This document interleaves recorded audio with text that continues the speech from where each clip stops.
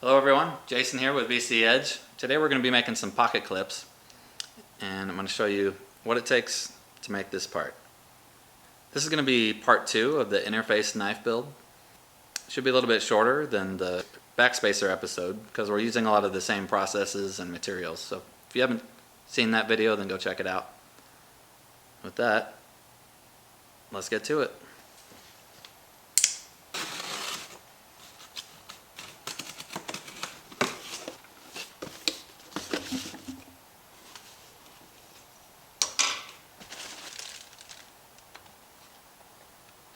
Hopefully that'll work out a little bit better, have some better sound.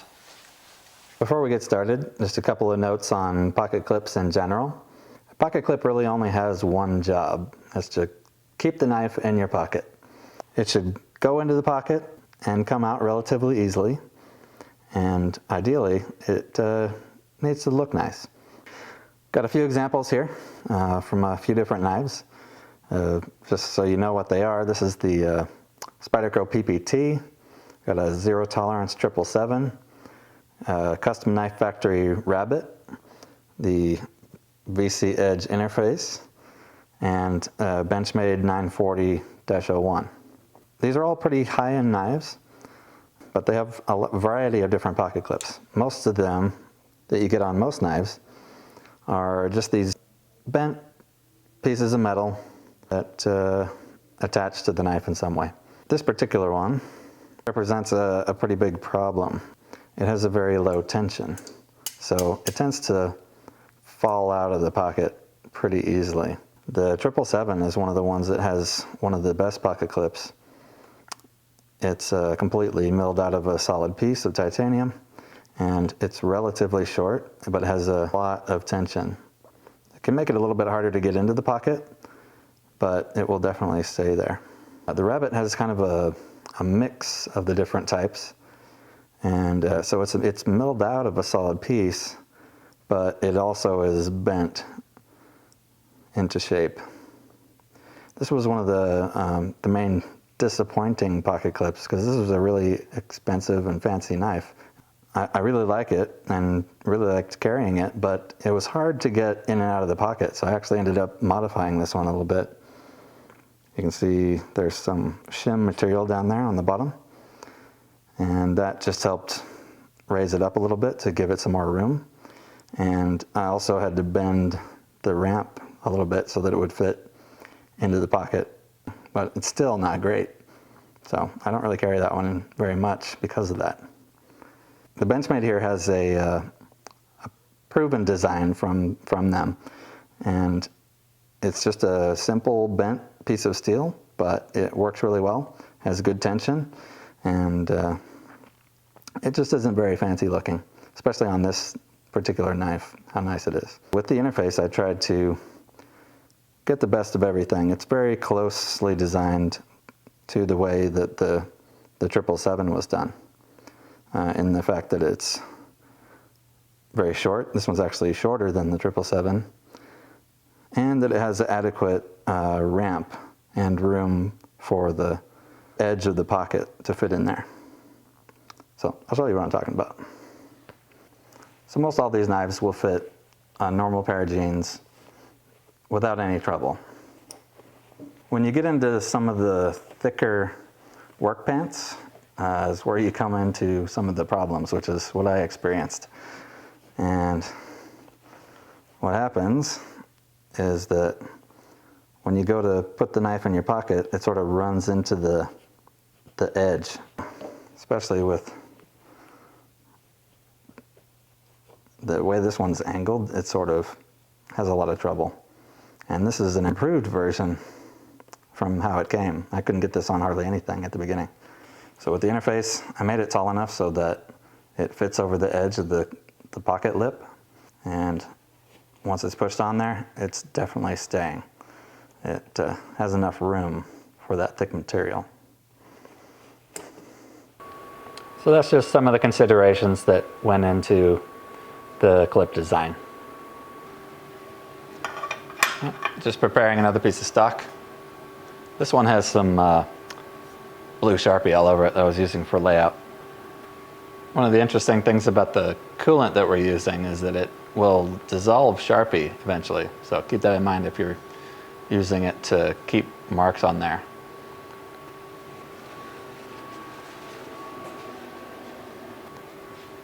So just got a little bit of coolant on here.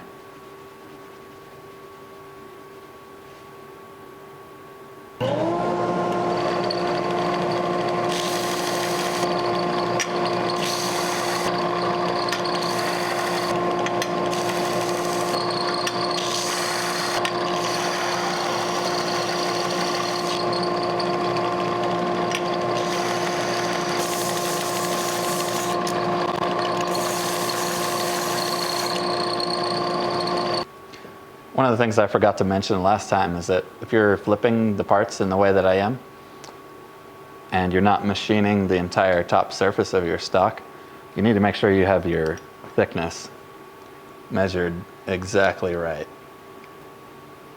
so that you can program that into the computer and get the part thickness correct when it's all done. Just because the stock is a 1/4 inch piece doesn't mean that it actually is 1/4 inch. It can vary quite a bit.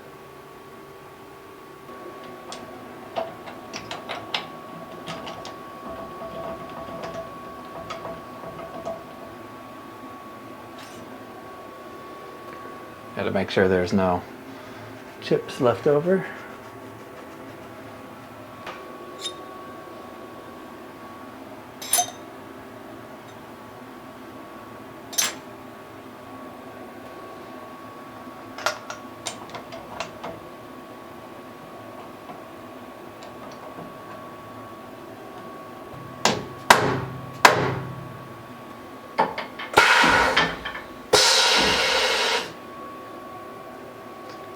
Set the part 0. I have my part 0 in my program set as the center of the stock. So I got to run this find center program. It'll probe all around the outside and find the exact center.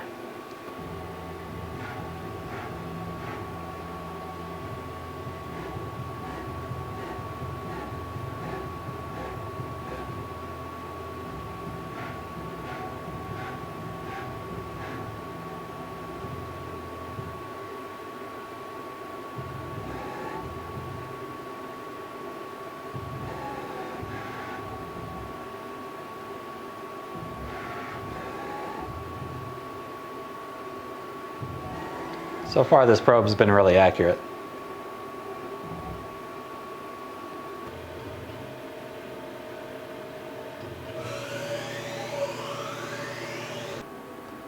A lot of the same tools as before. This time we're adding a 1/8 inch ball end mill so that we can do some of the 3D tracking on the surfaces.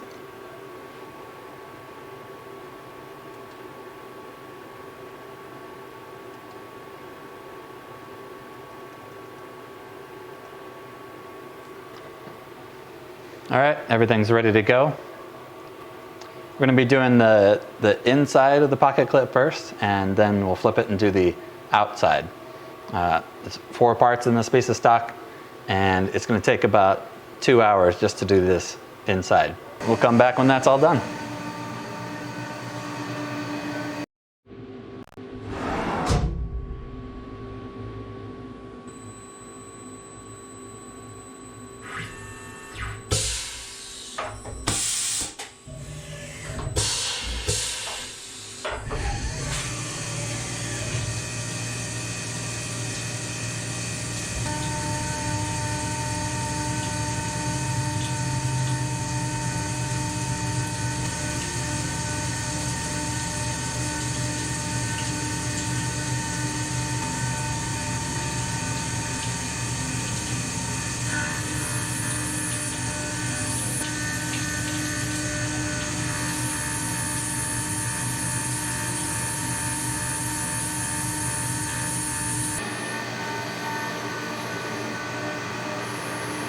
It's doing its final profile, making a not very good sound.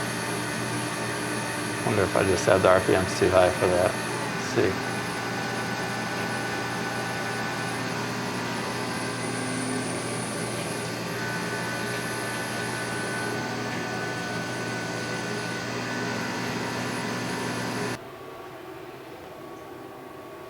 Okay, inside's all done. Let's see how it looks.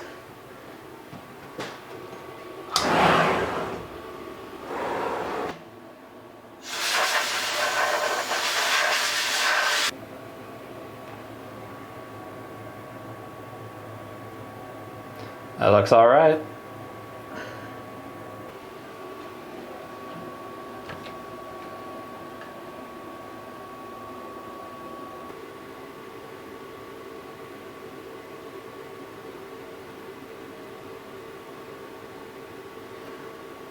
Got a little bit of a burr left over. Just got to sand that off and then flip it over and get the top side.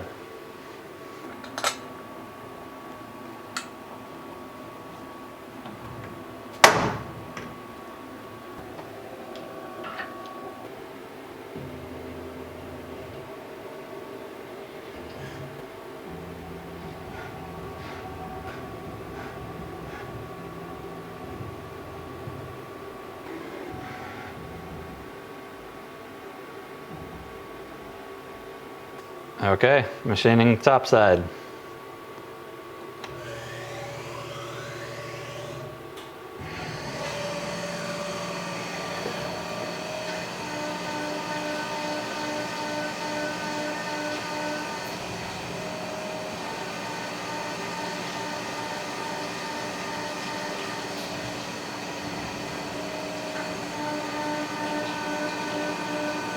So it'll only be 35 minutes to finish up this side.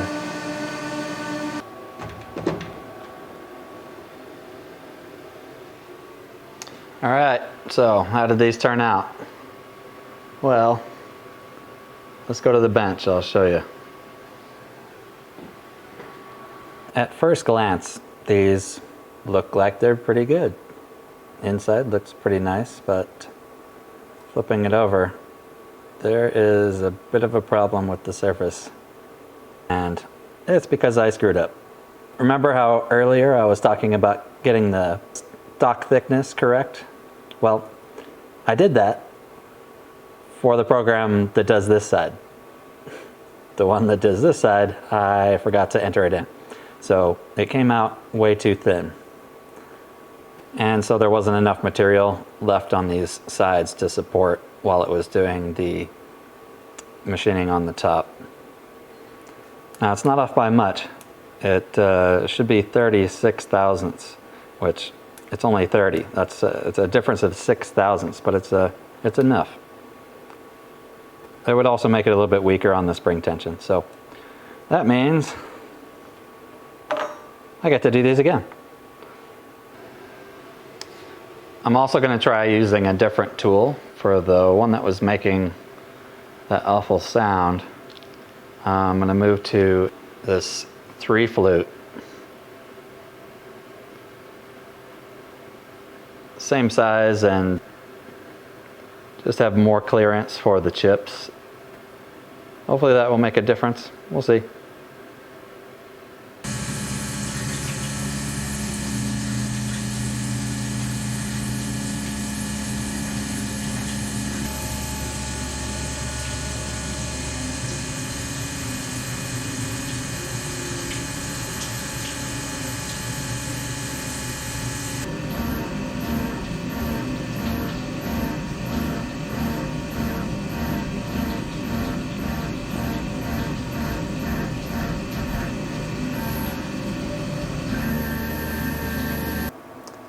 So you see the finish on the floor there? It's got that wavy kind of texture to it. That basically means that it's too thin there, that it's almost broken through. There should be about 5 thou left in that area. So I'm going to recheck my 0 and make sure before I cut the rest of these that I got it right, because that should definitely not be happening. Well, it's better, but it's still not right. This little flat came out a little too deep. So, another.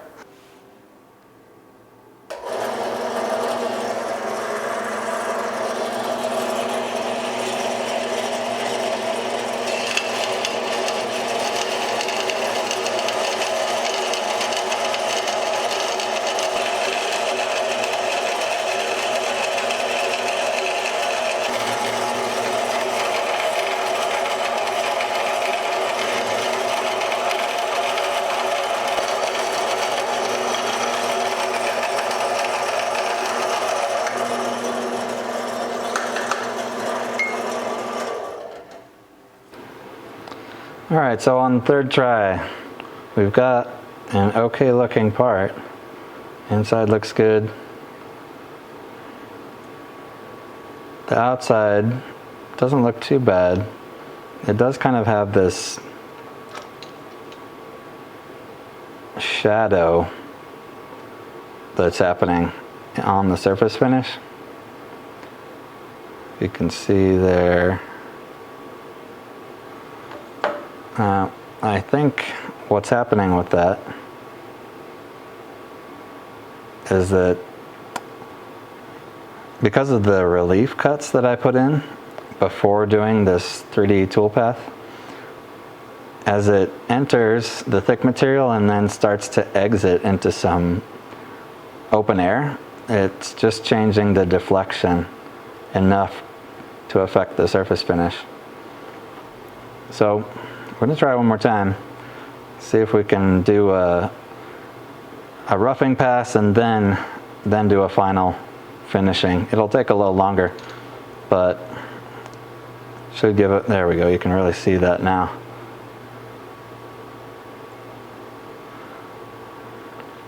It should give a much better surface finish when it's all done.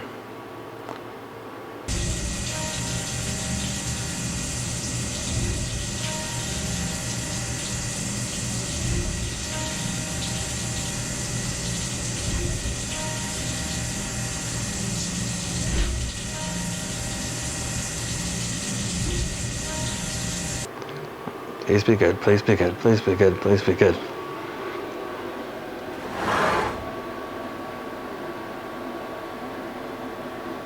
All right.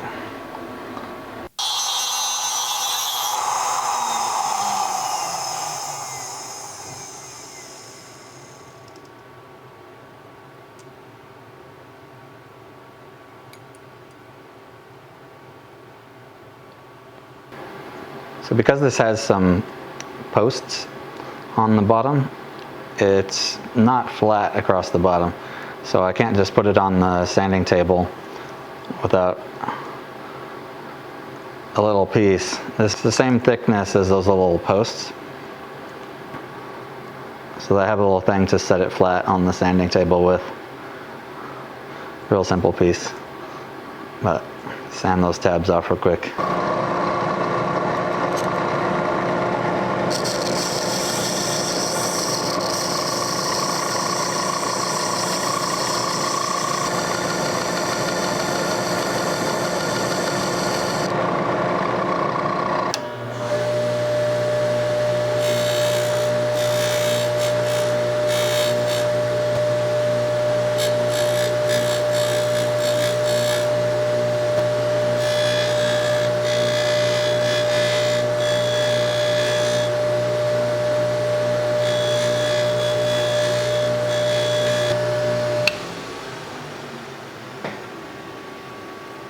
Okay, so after a few tries, we've finally got a good part. You can see we went from absolute garbage to slightly not so disgusting garbage to almost all right. And now that looks good. I managed to take care of the surface finish issues on the top side just with doing a roughing pass and then a finishing pass. Ended up taking twice as long, but yeah, that's okay. The inside even, I was able to get rid of those chatter marks and got a pretty decent finish out of the side. Changing to the 3-flute tool didn't really do a whole lot. Although I do like this better, it does have better clearance for the chips. What ultimately fixed the chatter problem was reducing the step over and actually feeding it way faster across the side. Went from like 6 inches a minute up to 11, so almost double. And that drove the tool into the material and got rid of the chatter. Oh, look at that. You can even see the reflection in there. It's not bad. So this turned out really good. I'm happy with how it came off the machine.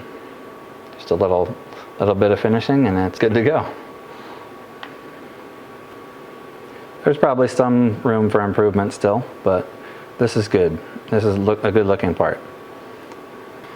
One interesting note about these pockets are really just for weight reduction. It's a lot of extra machining, but I think it's a cool feature. It took a lot of, there's a lot of extra effort that goes into making sure this is all blended so that it doesn't grab on your pocket. It's all nice and smooth. Another cool thing about these little nubs here that prevent the rotation is that one of them actually locks into the head of the fastener that goes through the handle scale that locks the back spacer into place, and this just fits right into the head of it so that it can't move around. It actually helps prevent that fastener from backing out, and the other one goes into another hole that's in the carbon handle. All the inside surfaces turned out quite nice. This floor is perfectly smooth. You can't feel anything. That looks great. So I'm really happy with this. Let's see how we did dimensionally on this. 37.5. It should be 36.1 according to the model. So that's not too bad. Just under 1.5 thou. That'll do. Okay, so we finally got a good part. It took a lot longer than I expected, but we finally got something that has good finishes that I'm really happy with. Ended up making a lot of changes to the cam, and took 4 tries to get there, but learned a lot. The inside ended up taking 1.5 hours instead of 2 hours, although we made up for it, and the outside ended up taking 1 hour instead of a half hour. So it's a little bit of a wash there, but you can't argue with the results. Next thing I'm going to be working on is the lock bar. We'll see how many problems that gives us. So stay tuned for that episode, and with that, we'll see you on the next video.